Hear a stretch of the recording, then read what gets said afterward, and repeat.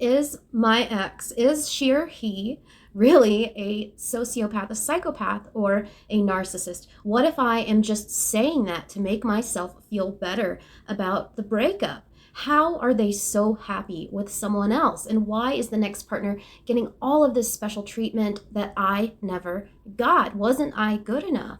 Can she or he change? And what if they're really a good person deep down and now they're with somebody else and they're changed, and the problem was just within our relationship, was specific to your relationship alone? What is the difference between a narcissist, a psychopath, and a sociopath? Don't I need to acknowledge my role in all of this? After all, it does take two to tango. Should I contact or warn the next target or the new source of supply? Did he or she feel anything during the relationship? I never felt love like that before. How could they have felt nothing? Why does it always seem like they are winning and that they always get their way? When will karma finally catch up to the narcissist? Why didn't they just break it off sooner? What was the point of dragging it out until the bitter end? And at some point, I need to forgive the narcissist, right? For my own peace of mind, I have to let this go.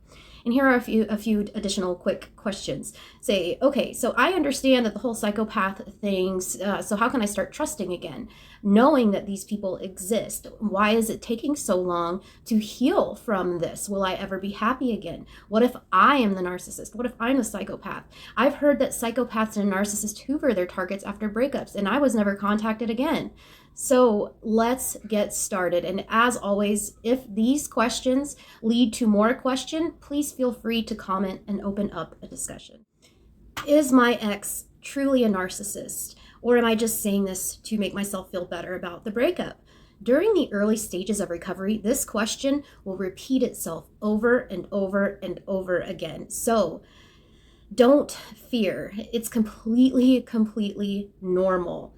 You are so accustomed to absorbing the blame for everything, and you find it difficult or almost impossible to place blame where it actually belongs. Even after being cheated on, lied to, belittled, manipulated, and criticized, you will hyper-focus yourself, conditioning yourself with the silent treatment whenever you express your feelings.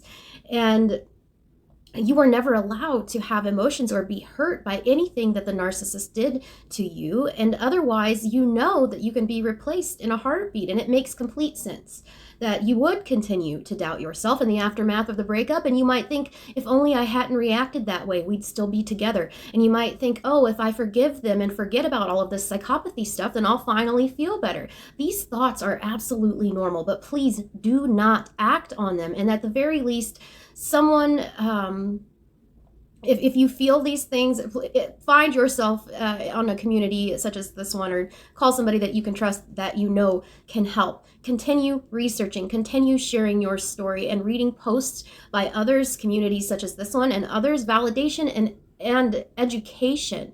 Expedite the healing process, and I promise you, eventually it will all click. And I don't know, I don't have an answer as to when that happens, as I can look back on my own process and pinpoint when I experienced it, but I can tell you that it definitely happened. And I promise there will come a time when there's not a doubt in your mind that the person that you were with is a complete and utter psychopath that can never be healed. This question should probably be number one, but it's why are they so happy with someone else? Why is the next partner getting all of the special attention and treatment that I never got? Why wasn't I good enough? And like I said, this has got to be number one. And isn't it odd that every single survivor asks this question? It would stand to reason then that nobody actually really did get any special treatment. And we all think that the next target is more loved, more idealized, more respected. And that's exactly what the narcissist is hoping for. And they want you to look back on the horrendous end of your own relationship and contrast it with the honeymoon love bombing beginnings of their latest conquest. But it's not possible for a healthy human being to go from abusing one person to suddenly entering another perfect relationship with someone else. They use social media to shove their happy lives in everyone's faces, but what kind of happy person they use that subtle boasting about how happy they are and that they chose one person over another. That is not a happy person. That's someone who is trying to triangulate you and make you jealous. But the thing is, you still have every chance at happiness, and the only way to get there is through no contact and no looking at social media. I know it seems like you'll feel all better if they break up, but that's what I thought too. If they just break up, then I could know that he's not capable of love and my heart would be at peace. And no, I can promise you, it does not make any difference. I watched the next relationship fall apart and I was still miserable. All it did was make me feel bad for knowing I felt bad about his latest victim and knowing that another person is going through the exact same confusion and heartbreak that I was. And I thought the breakup would be the final validation, but it made me feel worse. Why? Because my healing was still centered around someone else instead of myself, so that someone else being the narcissist.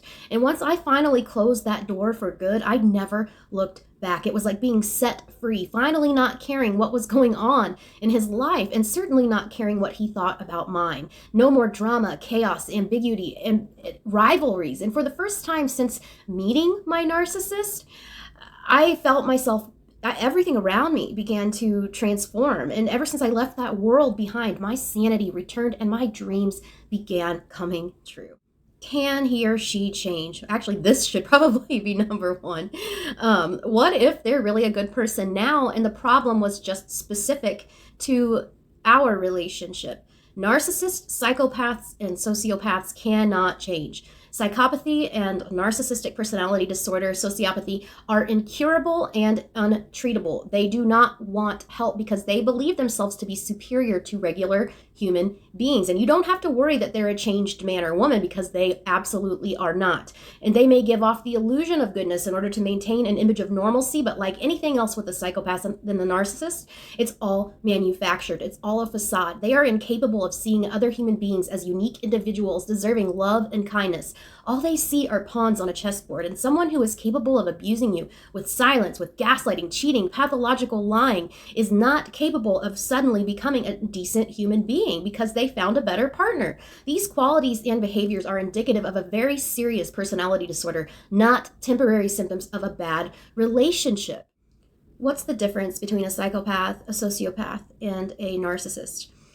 Psychologists and Google doctors and authors in this field will give you completely different answers to this question. And I am certainly unqualified too to answer it. So here is our philosophy. All of these disorders are toxic and they're all untreatable and they all follow the same cycle of idealize, devalue, and discard. And this is what truly unites survivors. Not just the label or the specific, but a specific pattern of extremely manipulative, hurtful behavior. And because we don't understand, we don't have a hierarchy of abuse as neurotypical people or codependent people or highly sensitive people. We are not personality disordered, and there's no such thing as just a narcissist. Whether you are involved with a sociopath or a narcissist or a psychopath, the end result is going to be exactly the same. An extremely, extremely difficult recovery, having your heart and mind artificially bonded to a permanently disordered predator through a calculated, mean, and sweet cycle. Do I need to acknowledge my role in this? After all, it takes two to tango. No, and I have absolutely zero patience or tolerance for this victim blaming garbage. It's fine and normal to ask this question of yourself, but if you're here to lecture to survivors about their part in abuse, you're going to be met with a very swift farewell and the ban hammer. I can promise you that. Regardless of whether you're codependent, insecure, naive, vulnerable, or a perfectly healthy human being, abuse and exploitation are always wrong. Nobody ever deserves to be abused. Abusers toss around words like codependency because it unloads all of the blame onto their victim. But being codependent does not somehow make the abuse more acceptable. Just like leaving your car unlocked does not mean you deserve to have your car broken into. Victim blamers love to scream about how you'll never recover, grow, and heal if you don't accept the blame for your role in this dynamic because it takes two to tango and blah, blah, blah, blah, blah. But here's the neat concept. It's perfectly possible to recover, grow, and heal without accepting the blame for someone else's horrible, horrendous behavior. And that's how we build self-respect and boundaries, and that's how we learn to stop absorbing someone else's projections, their excuses, and minimizations of abuse. Please keep this in mind. It does not negate the need for introspection and progress looking forward. And once we've educated ourselves, learned the signs, and validated our experiences, we must start holding ourselves accountable for our future actions. We cannot become stuck in an infinite loop of self-defeating patterns, making choices that we know are unhealthy, but following through with them anyway, repeatedly ignoring help from people who have walked this road before, assuming our position to be different than theirs or the magical exception. Should I warn the new source of supply, the new target? We have all been there. And through, say, a lucky Google search, you come across a couple of articles about psychopathy and narcissism, and everything starts to fall into place. Or perhaps you were scrolling through my profile on Instagram, just out of nowhere kind of popped up out of the blue, and that light bulb moment happened when you began to read. It's overwhelming. It's uncanny, infuriating, horrifying, and a lot of other awful emotions. And for many of us, our first reactions are to expose the narcissist and warn the next target. It is so tempting to take some triggering words from an article that you just discovered and send it along in an impulsive email, proving that you know exactly who and what they are. But please do not do this. And here's the assumption. The psychopath or the narcissist will be scared already that you know what they are and that you're going to expose them from the new supply.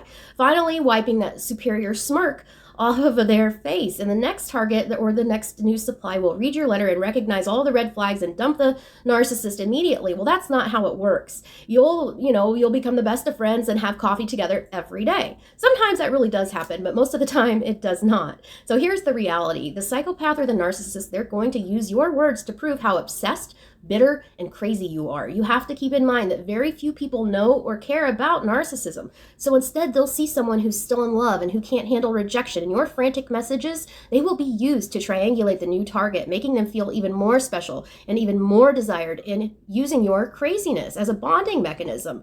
Absolutely nothing good will ever come from doing this. And when you were being love bombed and idealized, would you have been swayed by an email from a stranger calling your soulmate a narcissist? No. Did he or she feel anything during that relationship? I've never felt love like this before. How could they have really truly felt nothing? Narcissists do not experience emotions like you and I do. Your love was very real, but theirs may have been convincing, but it was simply an illusion. They did not feel any of that vulnerability, that trust or bonding that you did. They observed and they mimicked, they mirrored what you expressed, but they did not feel it. And this is why it is so simple for them to drop and replace you at a moment's notice, while it takes you months or even years to recover. A lot of people say, well, it's always easier for the person who dumped their partner to move on because they had time to think about it first. This is not at all the case with the narcissist or a psychopathic relationships. The narcissist will literally text about getting married and having kids with you while they're sleeping with another person. That literally happened to me. So the reason it's easy for them to end things is it's not because they had time to think about it and process their feelings. It's easy for them to end things so abruptly because they never had those feelings to begin with. Additionally, the narcissistic targets who dumped their abusers will be the first to tell you that it still takes an extremely long time to heal from the relationship. Or if you were the neurotypical person in the relationship who dumped the narcissist, I left my narcissist and it felt like he left me. And it may have been the case. So throughout that relationship and throughout your relationship, the narcissist may have felt some emotions. They may have felt envy at watching you fall in love and feel that intense bonding that they are physiologically incapable of. And they ignore this by telling themselves that your love makes you weak, and anger that you are beginning to see through their carefully crafted mask and facade, which is an insult to their attempts to appear human, to appear normal, and boredom, because the narcissists and psychopaths, they are always bored. And finally, glee at their temporary boredom relief when they dupe a victim and watch them fall from the pedestal, watch them fall from grace. There is no greater victory to them than to watch a kind and cheerful, strong person self-destruct. Why does it feel like they're always winning? Why does it feel like they're always getting their way? When will karma finally catch up with them? Narcissists, they are obsessed with winning. They invent games and tricks, and they trick others into participating without ever explaining the rules. In fact, their targets are never aware that they're playing a game to begin with. And the narcissists, they exploit vulnerabilities and dreams in order to fool others and then gleefully declare victory when the target is left broken and devastated by manufacturing this and controlling every aspect of the game. And they are always winning no matter what they have to do, moving the goalposts, blaming the victim. In reality, these games are merely a distraction from that life-consuming jealousy and boredom that lies within them, that void that lies within the narcissist. And without souls of their own, they feel compelled to destroy the souls of other people. This gives them a very temporary sense of superiority and oblivious to the fact that truly happy individuals do not need to harm others in order to feel good about themselves. Psychopaths will always get what they want from their game because they have orchestrated it from the beginning to the end. And just because a person gets what they want it certainly does not make them a winner. Imagine waking up every morning with an overwhelming boredom, an overwhelming void that plagues your every waking thought. Imagine never being able to feel any form of consistency and happiness because of that nagging void, that boredom. Imagine looking at your friends and loved ones and seeing nothing more than objects to use at your disposal, gestures from your daily entertainment. Imagine feeling no connection whatsoever to those people beyond what they can offer you in this particular moment. Imagine being unable to love, being unable to feel love, vulnerability, trust, and compassion. Imagine the only highs in your life coming from conning people, watching them scurry around you. Imagine every one of your relationships following an identical pattern, leaving behind a trail of destruction and confusion that you carefully planned. Not for 1 second, feeling or experiencing the beautiful things all around us that make life worth living. It's hard to see when they're waving around their happy life for everyone to see on social media. But the very core of a narcissist's existence is justice enough. So why didn't they break it off sooner? What was the point of dragging the entire relationship out? And this is probably one of the biggest questions after a narcissistic relationship is why didn't they break it off sooner? They spent months lying, cheating, courting a new target. They criticize you and give you the silent treatment and run out of the house and turn their phone off and leave you going nuts at night, wondering where they are. And they act as if the demise of the relationship is all your fault, but they have already found someone new. They already decided to replace you. So the question is, why didn't they just dump you? What was the point of dragging it out to the bitter end? And this is where the narcissistic and psychopathic relationships branch away from anything that you will ever and have ever encountered. They want to watch you suffer. They want to watch you self-destruct. They want you to believe that you are jealous, crazy, and even though they're the ones cheating on you, at some points you may even get the feeling that you want to dump them. But just when you finally reach a breaking point, they'll swoop back in with these ambiguous sentiments and glimpses of the love bombing stage, and you'll convince yourself that there's still a chance, and suddenly they're in control once again. The point is to keep you dragged along as long as possible so they can use your increasingly volatile reactions to show their new target how crazy you are. And in the end, they choose the most indifferent and hurtful way imaginable to abandon you. You'll think it's due to insensitivity or that they couldn't dump you because they didn't want to hurt your feelings, but the reality is just the opposite. They had plenty of chances to end things and actively chose to maintain it to watch you suffer. No normal human being could willingly watch someone else beg and plead for them. The only narcissists, only psychopaths are capable of using someone else's devastating pain as a way to flatter someone else, somewhat of a perfect stranger.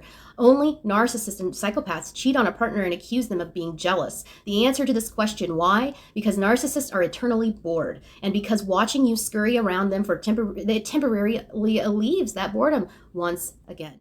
At some point, I need to forgive the narcissist for my own peace of mind, and I have to let this go. Many of us go through this phase where we feel like we think if I just forgive my abuser, I'll be happy again. And we view it as kind of like this final step in the healing process, but it's important to remember that healing is a lifelong journey. There's no linear start and end to healing, but if you do choose to make forgiveness a part of your recovery, just keep the following in mind. The old saying goes that time heals all wounds, and that is true to a certain extent. The problem with recovery process is that it also encourages you to forget about how bad they truly were in the relationship. It's a healing mechanism for your heart, selective amnesia, to protect yourself from those painful memories, and you may find yourself thinking about forgiveness and meeting up with them for lunch just to find some peace in the whole thing, but never, ever never be mistaken that you will be dragged right back into the same mind games. You are only projecting your recovered state of happiness and optimism onto your memory and the memories of your relationship.